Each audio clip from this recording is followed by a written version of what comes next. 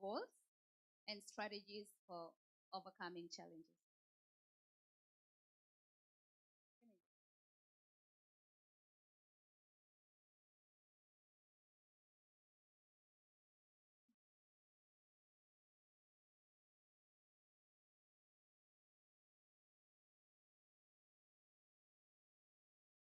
While I get that coming, I want us to take a moment. Just take a few seconds and think of any, it's Women's Day today. Think of any lady that's special in your life. Be it your sister, your daughter, your mother, your mother in law, your friend at work, whoever that is, any lady that's special. It could be more than one, but I want you to just do that self reflection right now. Sit, just take 30 seconds. Name them silently, one by one.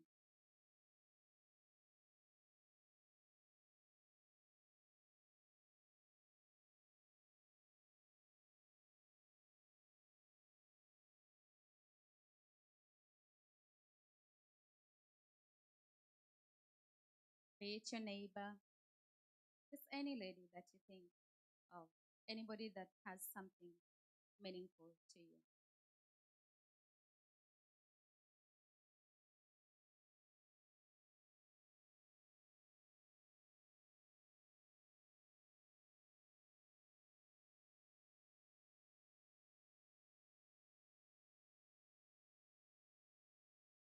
And now I want you to read together with me whatever is on the slide. Think of whoever you just named silently as you're reading it with me together. Read the words on the slide.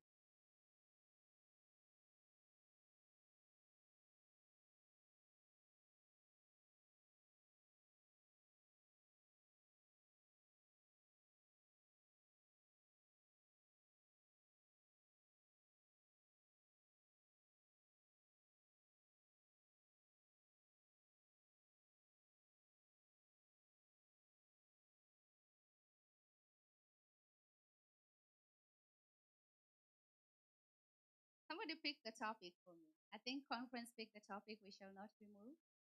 And we're just riding with it. And the way you guys read it, I don't feel the power. You're saying she shall not be moved. When somebody is saying you shall not be moved, you go, I shall not be moved. I mean, come on, yeah. Let's try again. Let's read it like we mean it. Remember the special lady that you're thinking about, whoever it was. And you really want to speak these words. She shall not be moved, right? If we say she shall not be moved, give them some power, right? Like we mean it. Let's try it again.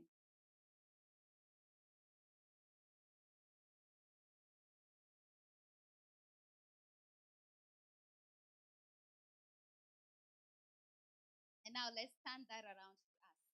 Now read it from past person. Change it. Instead of she, it's me.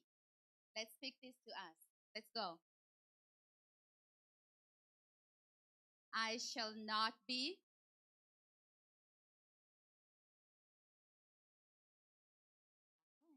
Our theme today, we shall not be moved.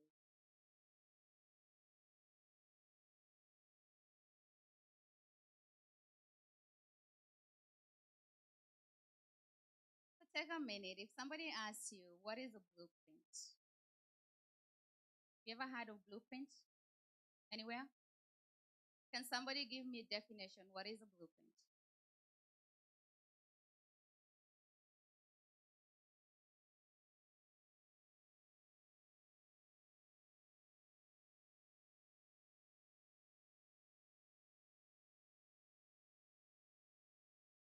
A plan. It's a plan. It's a plan, right? What else? What else do we know about a blueprint?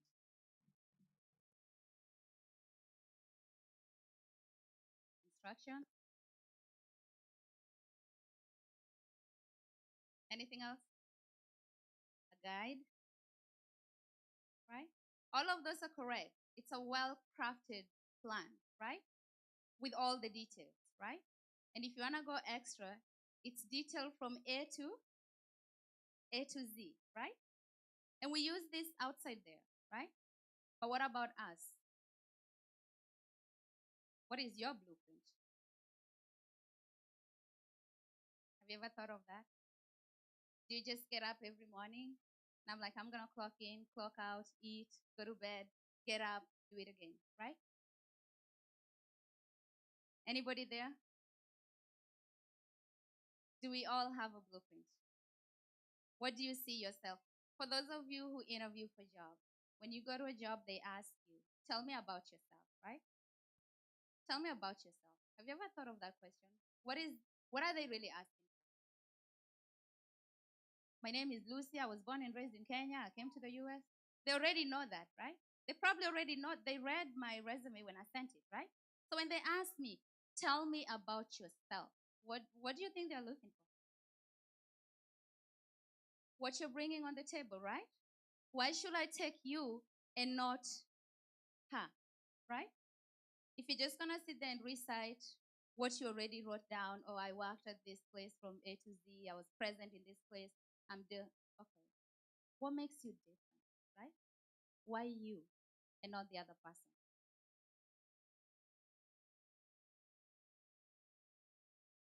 And then take a minute to this is for you. This is everybody in here, myself included. Stop and think. What do you want for you? Are you okay where you are right now? Is this your blueprint right now? Are you done? You've already walked your journey, you settled. You don't have any other goals. You're good where you are. Pause and think and really reflect on that.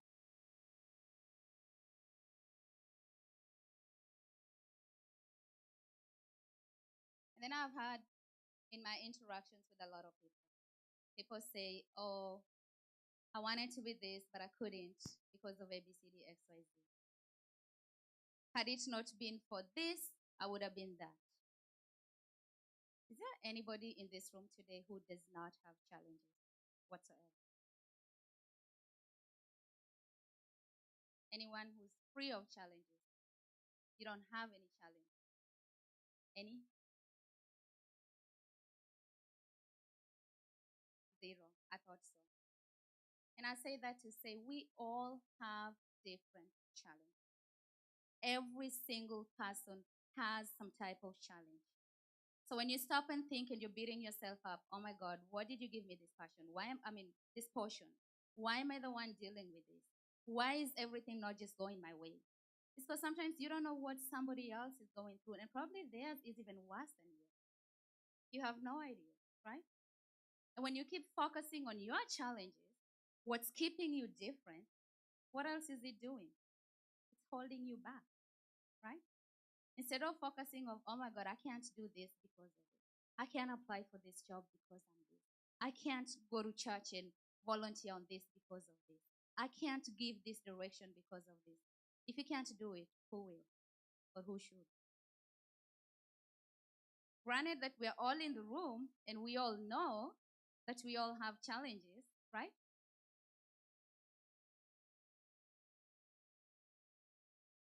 Take a minute and think of those challenges that you may have. Just reflect your own challenges. You want to go to school, you don't know how to pay.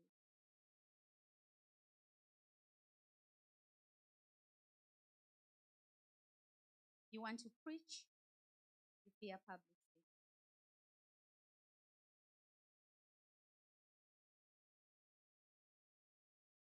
You think that, oh my goodness, I wish my kids are like so and so's kids. Oh, I wish I had this big house. Oh, I wish I lived in this neighborhood. Oh, I wish, and the list keep going, right? We all have challenges.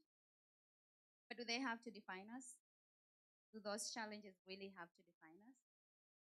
They can only define us to the extent that we allow them to define us. So I like that and I like research. And I was reading this research by some renowned author, Canadian. And they were saying that approximately 80% of people never set any goals for themselves. 80%. So that only leaves 20% that set goals. That was huge. I was thinking maybe 50, 50-50 or something.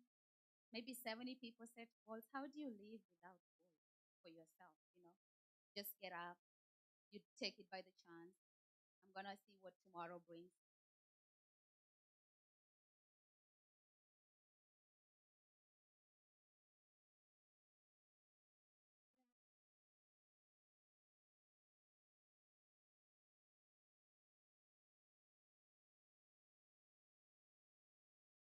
But I won't dwell on that. If we sit on problems, that's where we are. I think the focus and why I'm here today is how do we turn these obstacles into steps.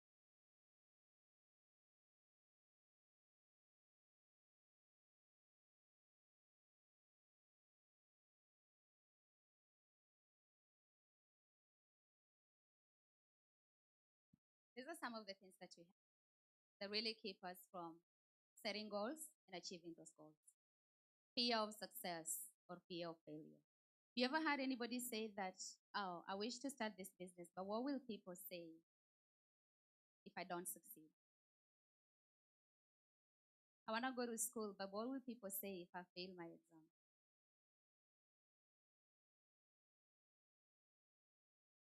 Should it matter what somebody else thinks? Really?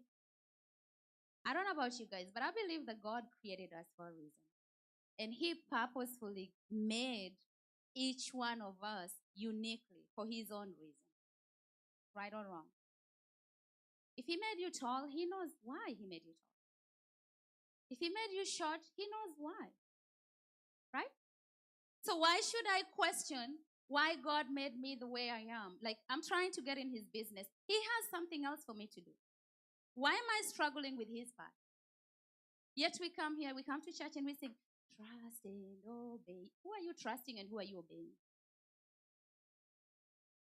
Like help me out. We sing that. Am I the only one who's singing it? I love it. Let's try. Trust and obey. Let's try. Trust and for the.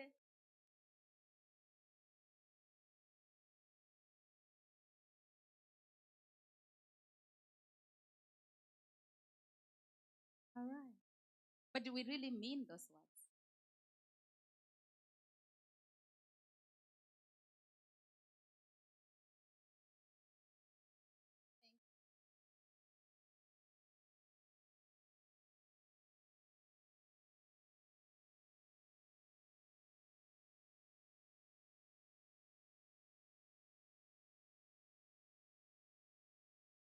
So I say that to say you should view yourself the way God intends you to view yourself. You shouldn't be defined by other people's opinion of you, regardless of who it is. And if you're going to live by how other people define you, even in this church alone, just today, I don't know how many people we are, probably 20, 30. We cannot agree on one single thing. So if you're going to try to live your life the way everybody in the world defines you, oh, what will my village mate think of me? If I did this, nobody else has ever done this in my village. You're not going to live your life, right? So this is time for you and your God. Reflect and just stop and think, what is my purpose? What does God want for me? You know? And how do I use that to affect humanity? Now, lack of understanding about the goal setting. I will tell you, I think a few, probably months ago, when we were here at this church, trying to do a few things, our first elder here had to educate us on SMART goals because we were all over. I could call it organized chaos. We were all over the place. Can do this, can do this, can do this. He had to redirect us and say, hey guys, can we at least focus? Can we apply SMART goals and use that model in everything that we do? And I think that's part of the reason we are where we are. You know, you've heard of the SMART goals, right? Somebody spit it out. What is it?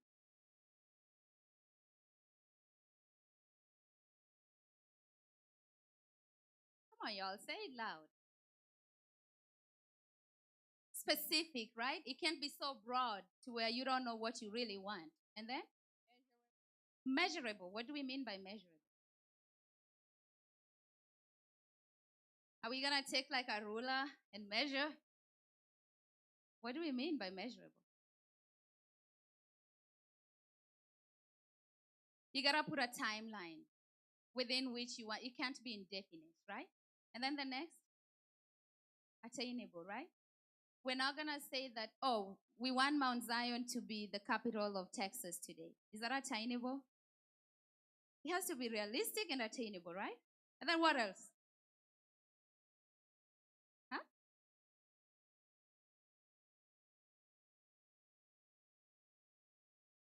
Realistic, right?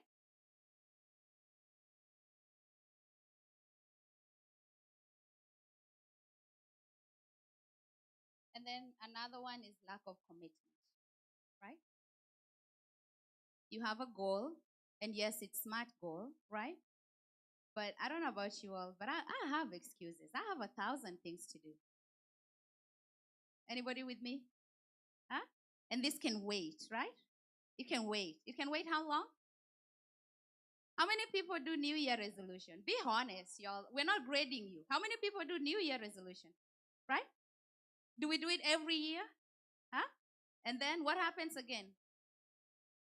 Huh?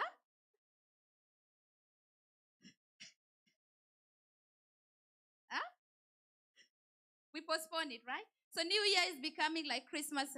Every New Year, it's another time to set. And I'm there too. Trust me, I'm not perfect. I've done so many. I think I have so many notebooks. My kids were laughing at me the other day because every year I do another resolution. Huh? Okay, we can write a full list from head to toe of those whatever we want, the resolutions, right? But until we do something, what's gonna happen? They're still resolutions, right? And then at the end of the year, we say, what? Oh, I didn't do anything. I didn't do much. It's so hard, right? Are we going to really say that we didn't do anything about it? And then the next one is what I really like, the inactivity.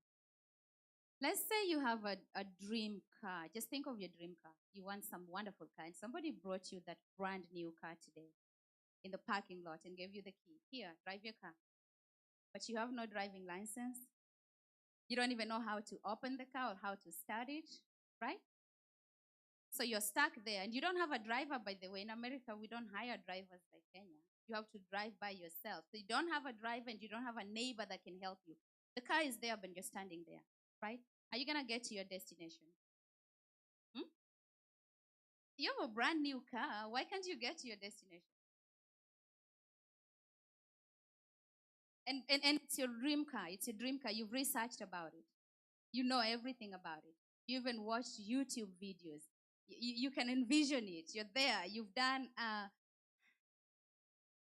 tell you a joke. One time, my friend here bought a car, and we went to look at it. Every time she buys something new, I have to give a stamp of approval. So she got the car and she came, the vehicle, right? The other vehicles are examples. Huh? So she brought it and she's like, Lucy, I got it. She worked so hard, by the way. She worked, I don't know how many jobs, and she got it, right? Then she came, and then we went out and we drove, and then we come back, and Mr. Dongo. So he's questioning us. So does it have this? Yes. How about this? Yes. No. What about this? Oh, yeah. What about global positioning system? What? What is that? GPS. We didn't know what global positioning system is, right? We're like, okay, everything was yes, yes, yes. And then we're like, what? So I say that to say, if you don't act on anything, you're not going to get to your destination, right? And if you're not going to act on it, then why write it in the first place? What's the point? Analysis paralysis. I'm guilty of this. I'm one of those always thinking, what if? What if? You know? Yeah, we're going to do this, but what if? You know? Which is okay. I mean, we can't just go in blindfolded. We're just not going to take an open risk, right? You want to try to see, I'm trying to get to point A. But in the process, I may end up, these are some things that I might encounter that might give me a big setback, right? But if you're stuck in that phase, are you ever going to move? If you're stuck just on the negative, are you ever going to do anything? Ever. So it's okay to analyze, but it's also okay to take some risks. and then lack of real destination. You want to go east, you want to go west, where is it? Where do you want to go? You have to be specific with where you want to go.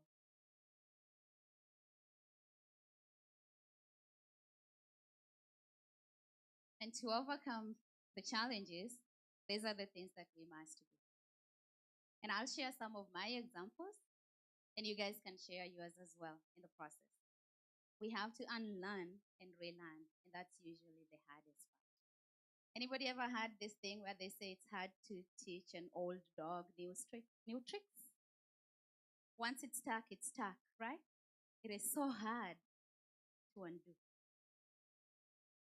We have to embrace growth mindset. It just has to. That is like non-negotiable. We have to seek support.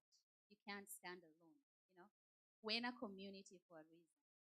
You can't, in order to succeed, you cannot stand alone. You need your community. You have to foster positive attitude. We live in a world full of negativity. If you sign up for the negativity, there's nowhere you're going to go, no matter what. You have to be persistent, and then you have to cultivate resilience.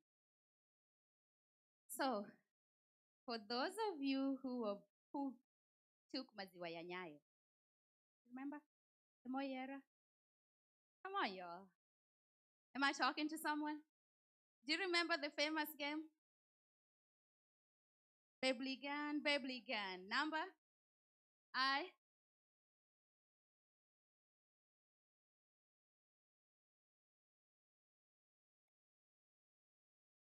No. Don't go there. Just start. No. Don't proceed. Just do the Bebligan part. Let's do just the Bebligan only. Let's go.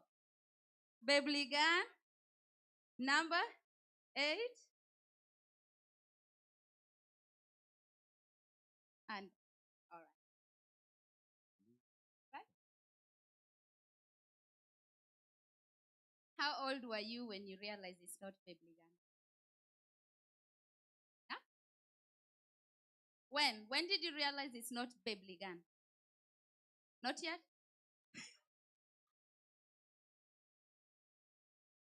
Huh? Not yet? Okay, I'm speaking to someone, y'all. Public van. Public van.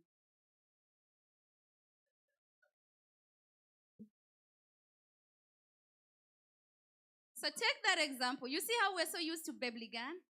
How easy is it to knock Bebligan off and accept public van? How easy? Huh? And we're told we have to unlearn, and how are you going to unlearn and learn if you're stuck to that? If you're stuck to Bebligan? What room do you have to learn the new one?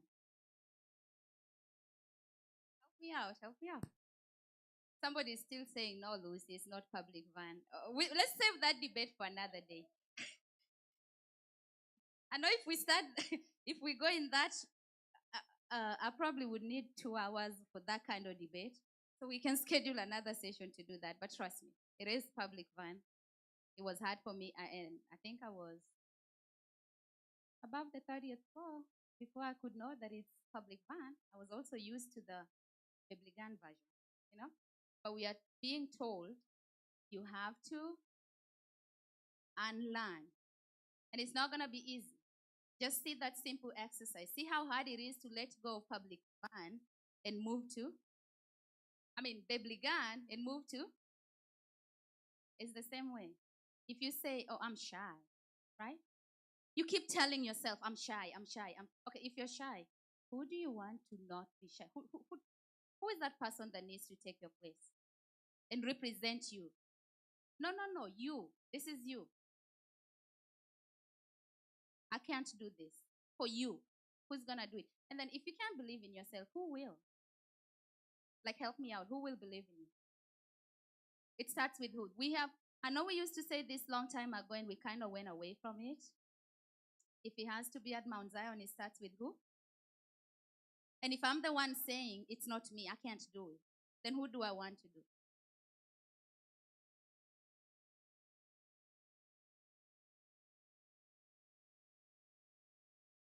Isaiah. I chose Isaiah because my dad's name is Isaiah. And I spent a lot of time reading Isaiah. Isaiah 43, 18 and 19 says, remember yet not the former things, neither consider the things of old.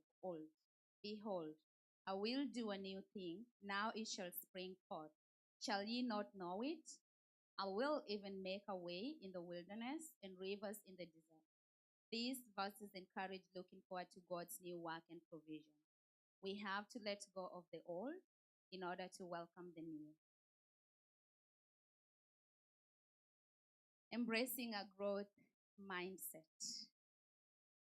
You ever think of the story of Jeremiah in the Bible?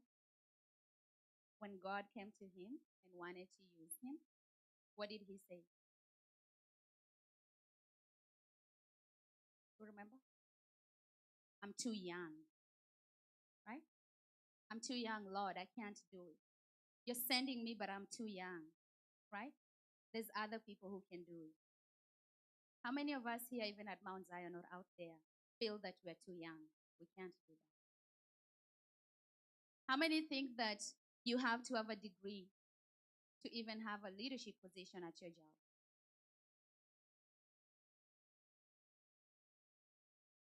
Over 20 years ago, I was a CNA. Anybody, does anybody know what a CNA is? A nursing tech, right? And I was appointed as a board member of a nursing school, sharing my opinion with all those educated people. And no, it was not in Kenya. It was not through backdoor. It was here in America. And I spoke confidently. And I gave my views. And I gave my opinion. And I didn't care that I was a CNA. Because somebody saw something in me. And that's why they appointed me there. And I never shy for who I am. You go to my job, they'll tell you. The other day, I think somebody was asking at that party, oh, Lucy, how is Lucy at work? My boss is asking, how is Lucy at home? Because it's me, it's the same. They're like, oh, you're her relative? How is she? Be you, be authentic, be yourself. It's so hard to be somebody. Everybody else is already everybody else. Be yourself, right? Be who you are. God created you for a reason, and He has a purpose for you. And then there's this one of my favorite quotes. Whether you think you can, you're right. And whether you think you can't, you're right. So what do you choose to think? Are you going to think that you can, or are you going to think that you can't? When I decided to go to nursing school to do my RN, I had a very good job, private duty, taking care of a patient. And I wanted to go to school. And Fred had just received her LVN, and he needed a job. He was looking for the job, and he couldn't find it back then. And in my head, I had a perfect idea. This case that I have is so good. If he just take this case, that would be the same income coming to the house. But he went and applied, and they told him no. They sent that rejection letter, right? So he was somewhere driving. He called me, told me, "Oh, I'm headed to Dallas. Let me not call their name. I don't want." But yeah, he was one of the agencies here. They told me no. I said, "Yeah, they did. Okay, that's fine." What I do? I took my car. I drove to that place, and I knocked. I said, "Hey, I'm here to see the big boss." He's like, "What?" And then he came out to talk to me, and I was an LVN, by the way. I'm just telling you. And he came out to talk to me, and I said, "No, I need to talk to you in your office, not here. Because I wanted where it's quiet to explain what I want." And then he went in and I shut the door. I think probably he was scared. What am I here? And I told him, I'm here because I've worked for you guys for this many years. And now I've decided to pursue, to grow, to go back to school. And I sent my husband here to be hired to take my case so he can support me. And you guys told him no. So how are you helping me? I've been loyal to you guys. And then he said, okay, Lucy, I'm so sorry. We kind of freezed hiring for a little bit, but now it's back. We can hire him. I said, good. Not only do I want you to hire him, but I want you to give him my case because I know this case. They're like, okay, I'm going to work with this. So then I get out and I go back to the recruiters and I'm like, okay, I talked to the boss and he said, you can hire him. He said, yeah, we can hire him, but we have to find another case. I said, no, He said you can give in my case. And if that is changing, let's go back to his office before I leave. And they're like, okay. So what I do, I'm on the phone. Are you at Dallas yet? No, I said, turn around, go back. They're gonna hire you.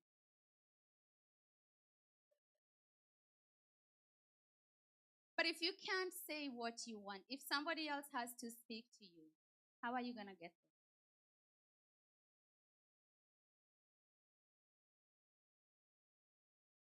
When I talk about community, seek community support. I think they're behind. You can't stand alone.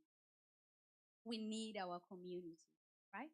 Even here at church, we need each other. You can't do it by yourself, right? Can anybody stand alone? You know, the only chair I've ever seen that was able to be alone, like just stand, I barely see any chair with one leg. And even if you find a chair with one leg, it's kind of unstable, right? And if you remember that activity First Lady did the other time with the stick, right? If you're one stick, how long does it take to break? Chop, chop, right? And if it's 10 bundled up together, you have to have some efforts, right? So if you want to stand alone, you might get there. You might get where you want to be, but it might take you longer. Why can't you use your community to get you there? And that goes to church as well. If you leave 4 people, 5 people working for church, it takes us longer to get to our destination. But if we all come together, I'll give you another example. I might get in trouble, but I will. Pregnant with one of my kids, I was so sick, terribly sick. And I could only eat one thing, matumbo. I wanted that matumbo so badly.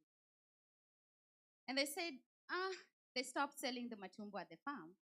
And I went there and they said, the only way you can get matumbo is if you buy a whole cow. So I had to sit and rethink. I want this matumbo so bad. I can barely eat anything, but I must buy the whole cow. So what I do? You know me. By then, we didn't have WhatsApp group. You call. You call who? Community, right? Huh? We're going to buy a cow. It's $1,000. Give me 100.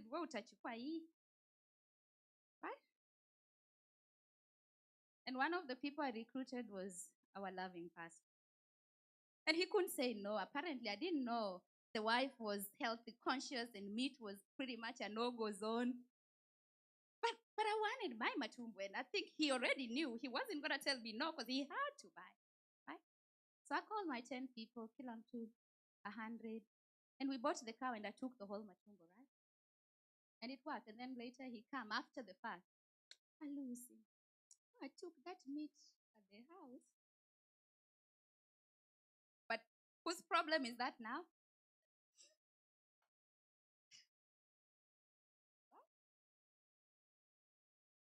I say you need a community. The other one, foster a positive attitude. Positive attitude all the time. Okay? It's you. I'm one person, if I sleep, even when the tornado hits, he might even wash me away. I won't hear it. Because you know why? I focus on the positive. One of you here yesterday, I won't say her name because she'll tell me.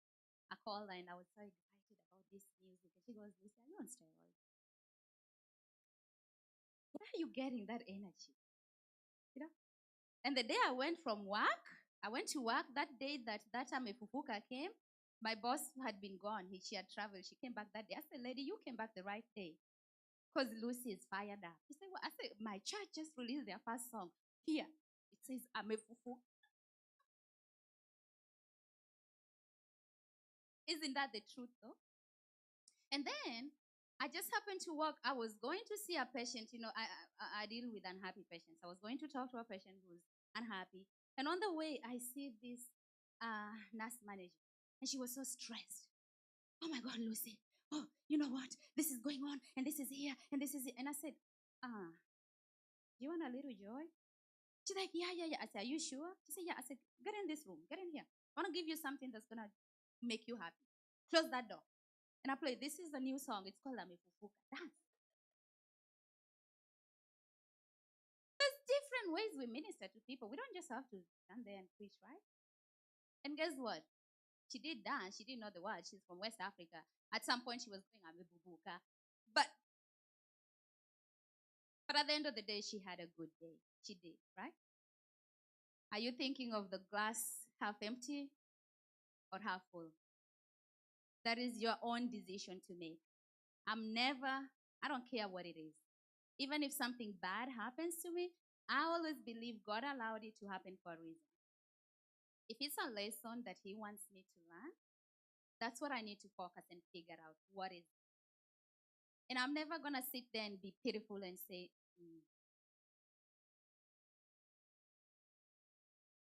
I applied twice for a job that I wanted, and I received that rejection letter. And never once did I think that I wasn't good enough. I just knew that I was not a right fit for them. And now that I happen to be one of the hiring managers, I say that there's some resumes they come. And I'm like, he's too qualified for this job. I'm not going to waste their time. But I can't explain that to them. So they receive the rejection letter. Did we know that? Every time you apply somewhere and you see, oh, we've decided to go with another candidate, do you ever stop and think maybe you're too good for them? Or it's always that, oh my God, I'm not too good. I need to do this. I need to go get another degree. I need to go. Do you ever stop and think maybe you're just too good for that job? Or you're always just, oh, I'm not good enough. Be honest, y'all. Come on. I said I'm not talking by myself. Tell me. I'm sure all of us have applied for a job. Have you all always received the job that you applied for? Does anybody ever receive a rejection letter? Did you ever once think that maybe you're too good for that job whenever you receive it? You're always thinking, I'm not good enough, right? True or false?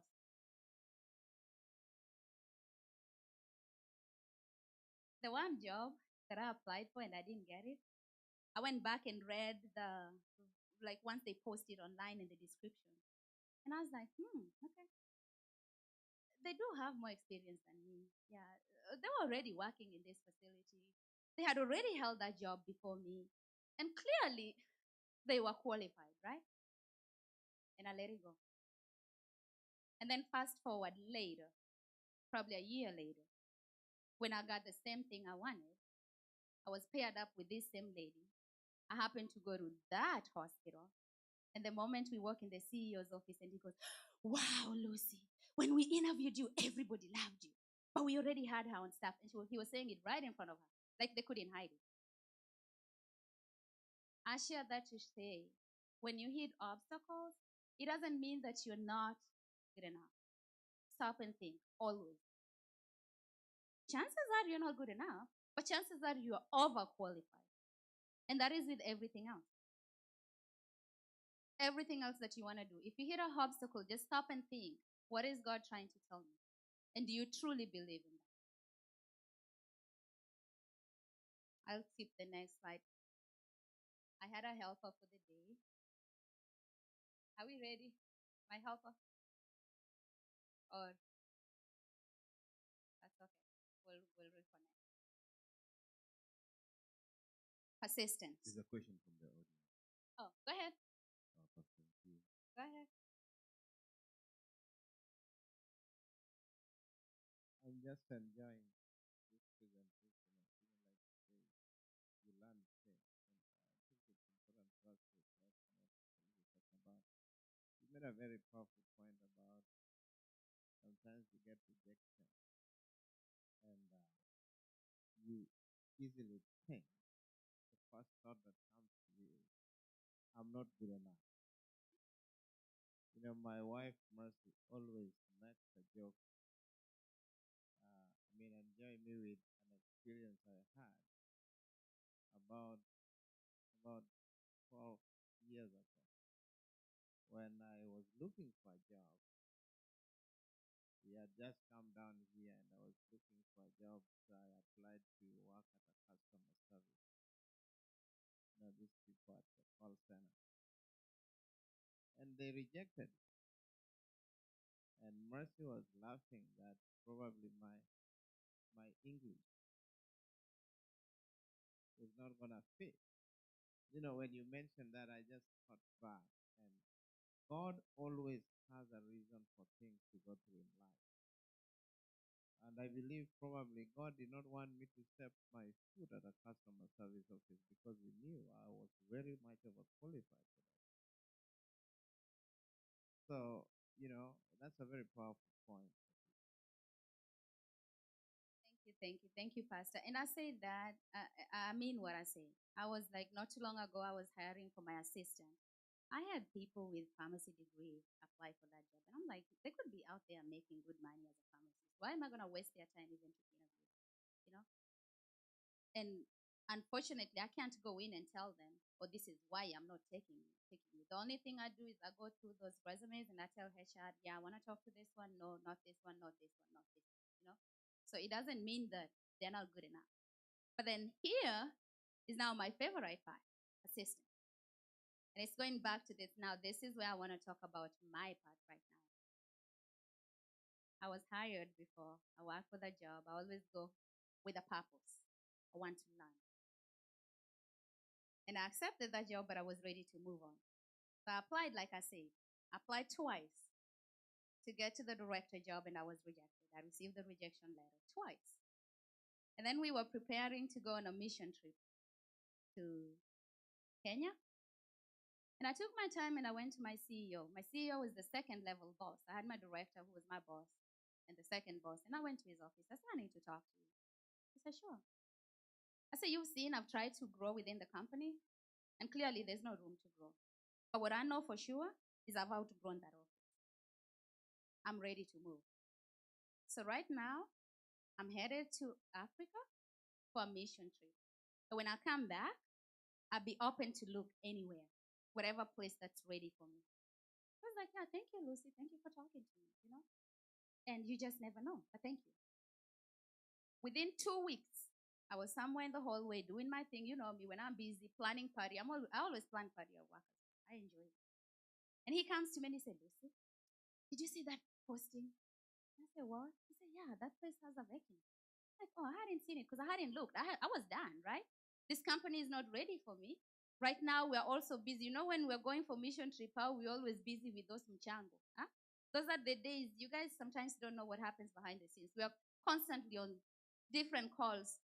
Lunchtime, can you guys get on a quick call? Can you do this? So we were busy. So I'm putting this job search on hold. I'm going to deal with it when I come back.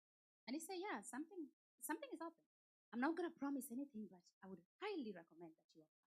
Okay. So I go that night. I think about it. The next day, I apply. Within 2 days, interview. And I went.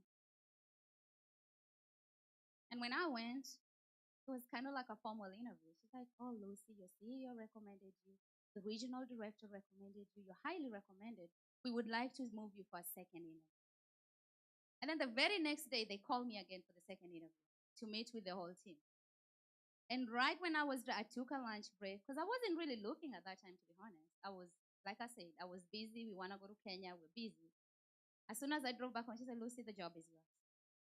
Had I not gone to that boss and tell him I've truly outgrown that office, what I know, like, you have to know what you know. You know yourself, right? And it's okay to be true to yourself. Had I not gone to him and tell him, I'm done, I'm ready, I'm moving, whether I'm moving here or elsewhere, what I know is it's time. Do you think he would have come looking for me to apply when that opening came? Do you think he would have put in a good word for me to go? And let me tell you, there's something that people confuse. People confuse confidence for arrogance. That's another topic for another day. When you're confident doesn't mean you're arrogant. You know yourself. You know what you're made of. You know what you're capable of. And if you can't believe in yourself, who should? I go there. I'm not going to lie to you. On my table, I'm the only one with accent. But when I talk, I'm not worried about that accent. That's me. I'm proud of it. That is me. And when they play, I say, I'm from downtown Africa. I'm good. But if you're going to limit yourself, oh my God, I have an accent. I believe God knew why he had you born there, right? So why should I question that? That's why I said, let's not get in his business. Let's get in ours. I ask myself, God, what do you want me to do, right? And if I error, it's human error. Please forgive me, guide me, right? Forgive me. And then if we're stuck in our past mistakes, Oh, I can't do this because I had done this already. We unlearn, right? And this is the best weekend to think about that. It's Easter weekend. Why did God die? Let's think of our kids. We have our kids. We all have our kids. We each love our kids. Even if you don't have a kid, your sibling, you love them. For you to take your only child, to allow the child to die on the cross, what does that show? Hmm? It's a special kind of love. It's not just, I don't know if it's the LOV that we spell. To me, it sounds like so special. You know, he had only one, his only child. I have four, and I don't know if I can give you one. But he gave his only one to die for us. And what was the reason that he died for us? Come on, y'all. Why did Christ die for us?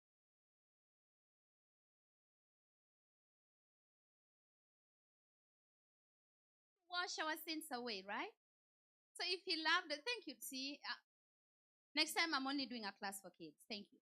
That's so awesome, right? Because I said I like interaction, and he responded. Next time, give me, Pastor, give me candy and present. Right. Thank you. Hmm? So if he already sent his son to die for us, to forgive us our sins, but then we are too critical. We don't want to forgive ourselves. If you have your own sin, anything that you do, and you can't forgive your own self, when will you move forward? When will you move past that? Why are you letting that baggage hold you? What for? For what good? And if you can't let it go, if you can't let it go right now, then when? And if you're not able to let it go by yourself, then who should? If I can't forgive my own self, who do I expect to forgive me? We are all imperfect. Nobody is perfect. I look at Freddie. I know probably I need to write 10,000 apology letters to him today when I go. But I look at him. He's not perfect. I'm not perfect. But we are perfectly imperfect. When you accept somebody, you accept him for who you are. You love him for who you are. You didn't want a different version, right? So we are perfectly imperfect together. He could tell you, "Oh my God, I am so tired. She told me this was, Then the one day I say, "Can I go somewhere for 1 week?" Try talking to Freddie when Lucy is not there. In as much as you might think that, oh, Lucy talks a lot, she makes noise. When I'm not there, he's sick. He doesn't even know what to do with himself. And then here I am, sometimes I'm like, oh my God, I need this answer and I need it right now. I just need to take a break. But call me for a girl's outing to go for a week where I can't go with Freddie. I'll tell you no. In as much as I'm like, I still want to be there. He needs to be there. We are perfectly imperfect. Do we extend that grace to everyone? We want to compare our kids. Let me talk to parents. I don't know how many here have teenagers. That's one.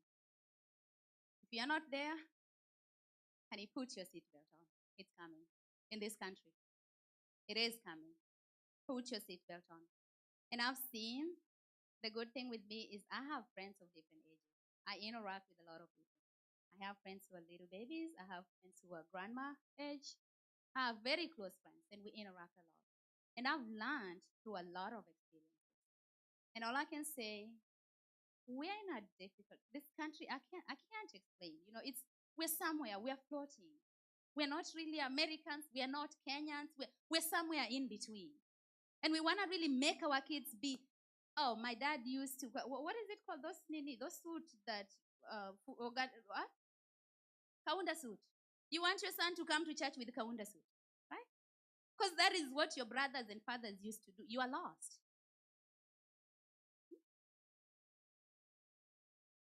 Like, at the end of the day, we gotta get a happy medium. And our kids, we love them. And they are Americans. They are so quick to, they call it who? Gen Zs? Even Kenya now, you see Gen Zs, right? They don't play. So I say that to say, I've seen some older people do that. oh my God, I put my rules, and if he's not going to follow that rule, he's out the door. So would you rather lose your child out there to no one, or would you rather continue to correct them when they're closer to you? Which one is better? So you're so proud because you have rules written on wall. You know, I can't tolerate this in my house. I'm this. And then your kid is out there where you don't even know where they are. Rather than accept that it's challenging, I say, God, grant me patience, but please hurry up. And then you deal with it. Cultivating resilience. How many people love Shamba? Shamba? Shamba the farm, right? It's the planting season, right? I was hoping somebody will say yes here. I'm not going to call their name, but I know. They've been asking me every day, Lucy, when is the church Shamba coming? And now I'm asking how many people love Shamba, and she's looking like, can I call the name? Can I say the name?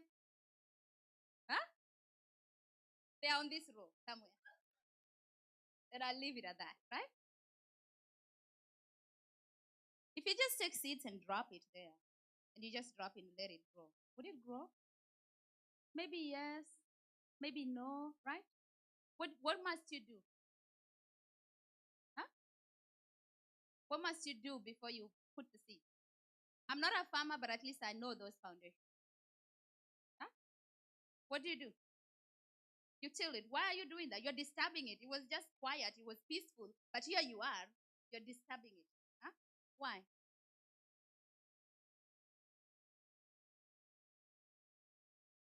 I thought we had farmers in the house. Oh my God. Next time, don't talk about Shamba if you don't know. Huh?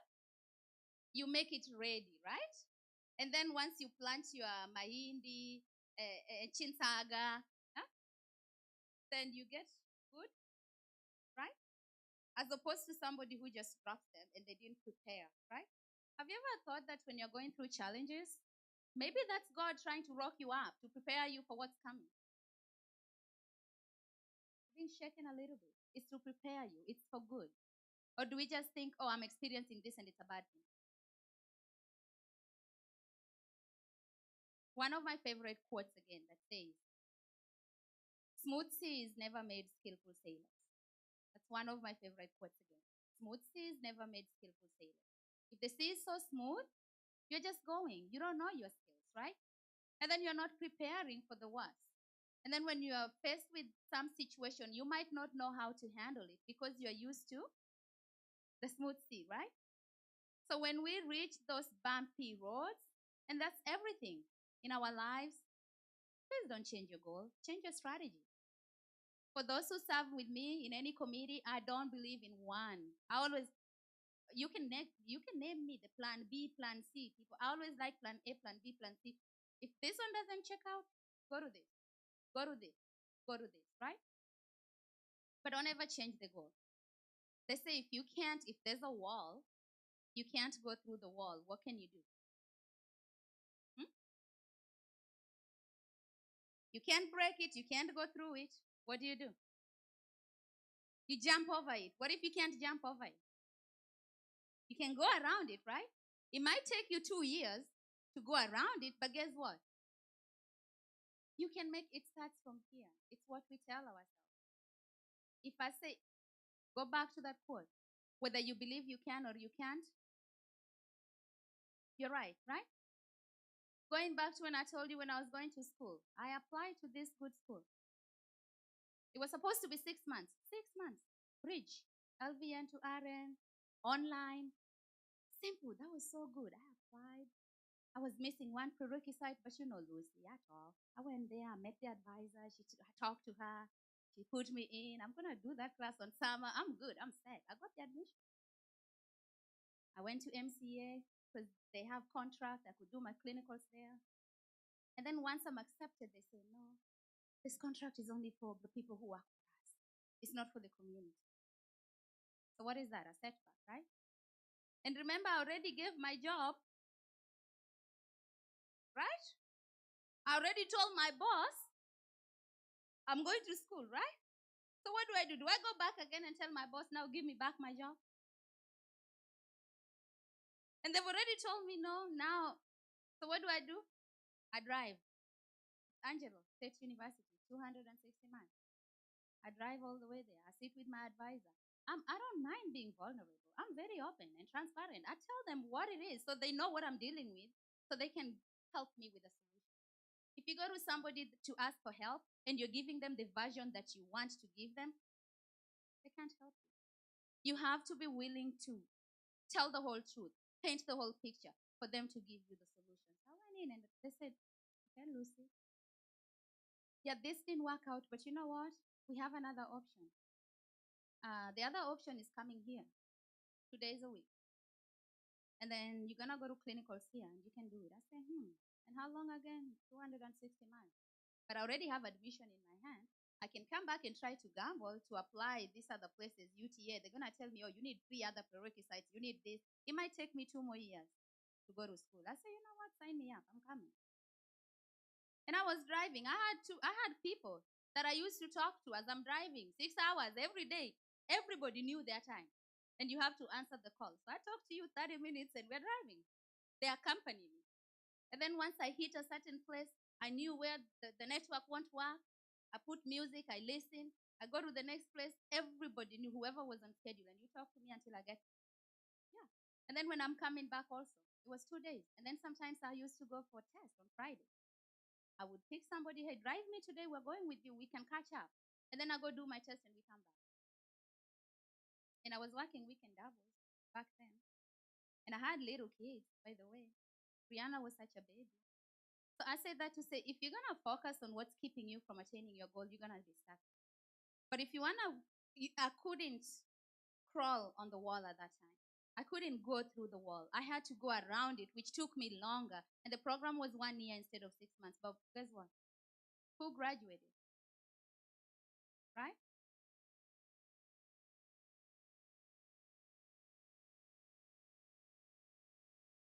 I could talk and talk and talk, but I wanted us to talk together. Share some obstacles that you've overcome and any questions. Floor is open.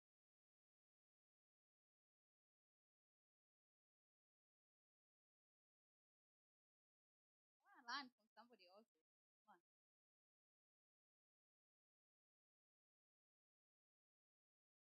Alpha wants to talk, but she can't raise her hand. So I'm going to raise her hand for her.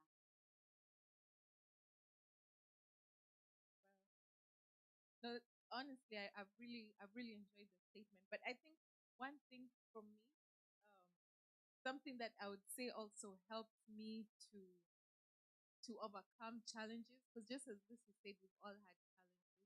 It's just sometimes just telling myself that okay, you pray to God, you get God on your, you tell God your problem, but then at the end of the day, you you let yourself know that self, you're all I've got. Because at the end of the day, honestly, you're all you've got. And you're the only person who is going to get yourself out of that. Not that other people can't help you, but you have to believe in yourself so much that that obstacle becomes, for that obstacle to not be an obstacle anymore. I hope that makes sense. Good point. Good point.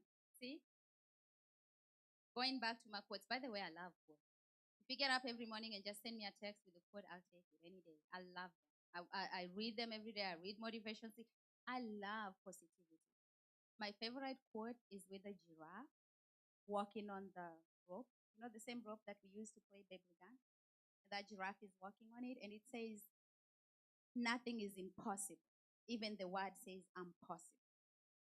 And the moment I look at that, I'm like, nothing is impossible. Everything is possible, right? And that's how we do all that we do. I know Pastor spoke, Elder Mike, and my first elder has not spoken. So somebody give them mic. We want to hear their voices as well. We want to learn from you guys. You're the elders with wisdom. Chime in.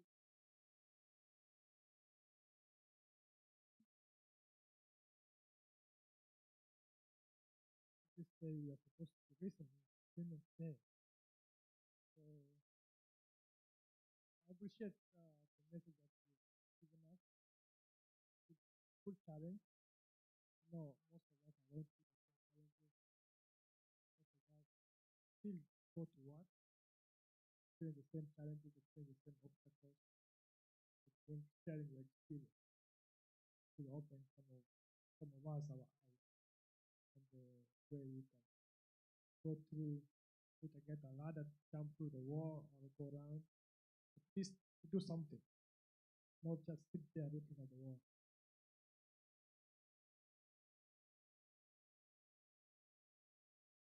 I also want to just add to what you said, and I really can relate with what you have said for the most part. And when you were giving the example of Pastor here, when Pastor spoke about, probably thought he got denied the job because of his accent and all that. But when I came to this country, I faced the same from my fellow Kenyan people. They'll tell me, don't go that route because that's not the way all of us go. When you come to the US, the first car you buy is a Toyota or a Honda Civic. I didn't buy that as my car. And I didn't do CNA as my first job. So I've always believed as long as you're in this world and you pray to God, you have to place your faith. So I grew up in the city of Nairobi. I would see the tall buildings. I would always say one day I'll look at one of the offices here. But again, God had a bigger plan than that. So I never worked there. I never earned any shilling in Kenya. My first salary was in the US. So when I came to the US, I came to Dallas. Dallas is much bigger than Nairobi. You cannot go around Dallas on foot. So to cut the long story short, I got a job in that. And I've been working around the DFW area. A few times challenges here and there, but again, God has been faithful. Now let's come to church, Mount Zion Church. So in my mind, I saw a lot of hope and good things in Mount Zion, in the spiritual way. Things you cannot see with your physical eyes, but you can see in the spiritual realm. And I said there's a lot of potential here.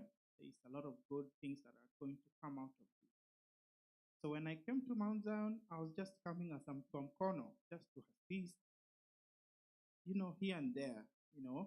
If foreman tells us do this, we go left. Foreman tells us go right, we go right. We didn't even know how to use a chainsaw for the most part. But to cut the long story short, some of us, the elders that are seated here with me, they have pickup trucks, they know how to use chainsaws. They are very educated in so many things that we didn't know before. And Lucy, you said something. Whenever we have those group meetings, impromptu meetings, before the meeting, we don't even know if we are going to come up to a conclusion. But at the end of it all, we always come up with a way out of it. And that was very encouraging. And I also, like yourself, I don't believe in giving up no matter what. Just keep going. As long as you pray to God, God will see you. And whenever, and I will encourage our members, if you look around Mount Zion, it's not because of the michango that we do, it's because of faith. Because when we came here, if we could quantify everything that you see here in monetary terms and we start all over again, I know most of us will not achieve that. That's just a dream. That's just a fantasy. We are not going to achieve. But again, little by little, we are making a lot of progress, not because of our own effort, but it's because of faith. And even in our own personal life, let us not give up no matter what. Let us always strive and pray to God, and by faith, we will achieve whatever we desire. Thank you, Elder Mike. You see, on top of that, if nothing else, this is my cutting short for us. No matter where you are, whether it's family wise, whether it's kids, whether it's school, whether it's a job, whether it's a marriage, whatever it is, accept who you are for what you are right now and be content with who you are. And the good thing is, Millie is here. She can tell you. If you think that I'm telling you that I was a proud CNA, her first ticket was with me when we were driving going to church. The police stopped us. We were really having fun. And we were very confident. In her car, Corolla, we used to ride together. And then we were speeding up Roosevelt, and we see the light, and we're like, we're getting pulled over. Actually, my first ticket was with her, and her first ticket was with me. And the police comes out, and he writes a ticket, and he's like, oh, this one? Like, oh, you guys can, what do you do? We're CNAs. So you can pay this? Yeah, we can pay it. We're good. She'll tell you, we were very confident. We were like living our lives. So don't let anything hold you up, whatever it is. Don't say until I get this is when I can do this. It's never like that in this country. Be confident. That's all you need in this country. And know your stuff. If you're going to go somewhere, do your research. Get your facts right. Data doesn't lie. And we're speaking to somebody, give them that substance. Let them see that thing in you. That only you can tell the best version of your story. Only you. Nobody else can do it, right? And the moment, like I told you, like we said, we limit our accent so much. It's, oh, my accent. God gave me that accent. I'm proud of it. I love it. I enjoy being the only one different on that table. And whenever I come, even before I go to any new higher orientation, my HR is already bragging about me. So wait, afternoon, you're going to have Lucy. Trust me. They're looking forward to that. Remember everybody else, nobody else has an accent. But if I went there, then, oh my God, I can't say. So think about it, whatever it is that you want to do. And last one that I'm going to tell you, if you're ever going to go to your community, be vulnerable. I will give you last example. I had a nurse that was a friend that got in trouble with a boy. And she came to me. And you know how they always come. Ule boss ni mbaya, ule boss ananionea. That's how the story starts. True or false? It's always about that person is bad. They never come and tell you what happened or what you need to do. So they just talk. And you know me, Lucy, I'm very straightforward. I was like, so help me understand you. Are you here for me to listen and empathize, or are you here for me to help you? I have to establish that. And it's like, okay, Lucy, I'm here for you to help me. I'm like, okay. So let's start. Tell me what happened. Don't tell me what the boss did that was bad. Tell me what happened. Oh, I did ABCD, XYZ, ABCD, XYZ, and this is happening, and this is. I said, okay, good. So let me tell you why your boss did this. If they didn't report you, they would be in trouble, okay? So they had to report you. So now what I can do is to help you in your own words. Can you write a statement like this? Can you explain this like this? And this is why I want you to do it like this. If you go this route, this is a worst case scenario for you. This could land you in federal prison, just so you know. If you go this route, you might get a slap on your finger and you'll be good to go, okay? Are you listening? But I had to take her out of that.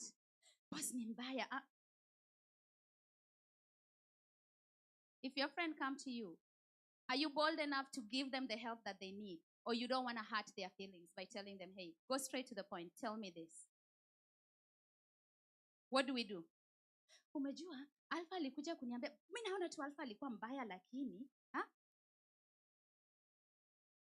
If I ever get in trouble with Fred, he'll tell you. If I go to Pastor and talk to Pastor, if Pastor calls him and say, Freddie, what's your version? He'll tell you, did Lucy talk to you? Yeah. Everything that Lucy told you is true because she knows. I'm going to tell you this happened and this happened and this happened, so he knows the picture, right? Don't go with the version that you want. You're not going to get that help. Be very transparent. Say everything. And yeah, I went to him before. Freddie knows. It was vacation. I like vacation. And Freddie goes, African man. Man, you guys need to know. Majua baba alikuwa ananunua shamba na pesa. Hii pesa ni kuharibu ukienda vacation. Na babake pia alikuwa landlord. So pia yeye anataka kuwa landlord. I'm like, we're not building a gorofa for people to go see in Kenya. I want vacation here. So we took a trip to Pastor. And Pastor sat us down. He's like, what's the problem? Like, Lucy wants vacation and I don't want. And I'm like, yes, Pastor, I want vacation. And he's not allowing us to budget for it. Okay, so Pastor is like, okay, so where do we get a happy medium? I'm like, this is non-negotiable for me. I want vacation. Like, okay. So then fast forward, we started planning for vacations little by little. And I was okay with little. I don't care. Vacation doesn't have to be something big. You could go, just under the tree, watch birds, drink something. It's still a vacation, right? Fast forward, fast forward. Nowadays, 2 months goes without a vacation. Hey, mommy, to make a upange vacation. Speak what you want. Don't be like, alafu you are going to speak to your girlfriends. Oh, umejua mi bwanangu ni. No, talk to him. He lives with you. Tell him what you want. He's not gonna guess, right? Usiende huko nje. Aki umejua Lucy, mi nataka hii. No. Tell him. That's the one you live with. Let him know what you want.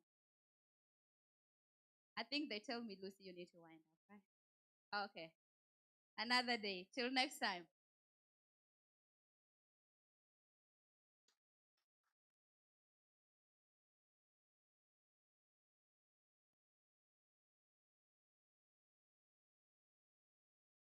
Thank you, Sister Lucy. Would have gone on and on, but we also have to be good stewards of time, right? So I know we've spent a lot of time today. So just in conclusion, um, challenge. If anything you've learned today, we've had a long day of lessons and a lot of joy and a lot of celebration together. But let's remember, challenge ourselves. Like Lucy said, it's Easter. So make sure that you die to negative attitudes and fear of the unknown, fear of commitment, fear of dealing with your goals. And we are going to rise to resilience, confidence, and believing in ourselves, right? Yeah. And Sibre here. Oh, okay. Then she was going to do the closing prayer, but then we'll go ahead and have Martha do the closing prayer, please. No, Marcy do the closing prayer. We haven't had her voice.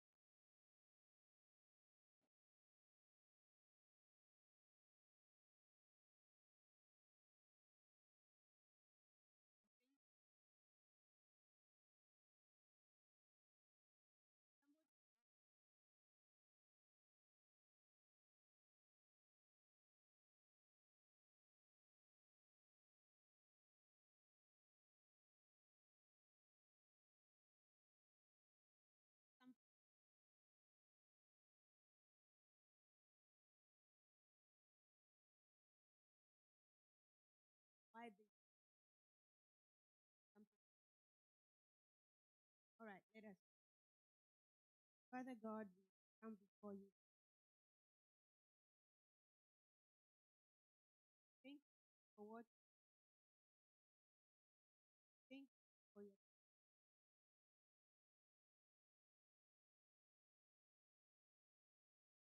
first word. Right. Thank you for all the. Thank you for this.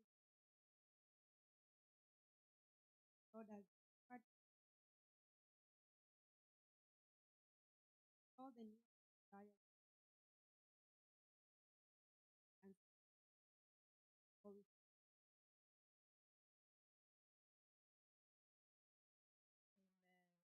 Oh, and before we wind up, I also, last but not least, want to say a special thank you to Pastor Pio and the elders for giving us this opportunity and also for supporting us and giving us the tips, with the program, when to do what on, and we really appreciate you guys. Thank you.